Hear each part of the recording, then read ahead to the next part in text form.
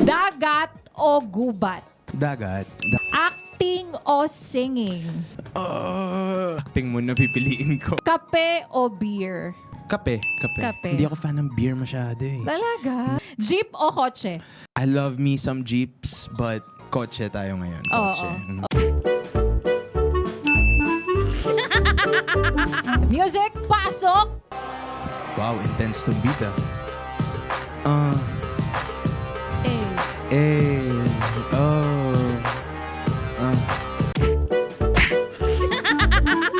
Nandito tayo ngayon sa Yes FM. Baka pwede ko kayong tawagin na Yes Friend.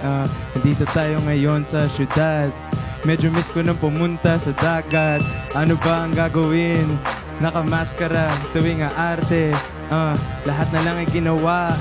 Maski acting, ano pa ba ang dapat kong sabihin? Medyo na nga, ngailangan ako ng kape. Inaantok na ako pare.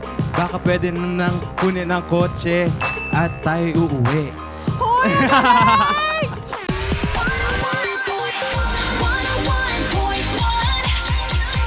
Yes FM. Yes FM.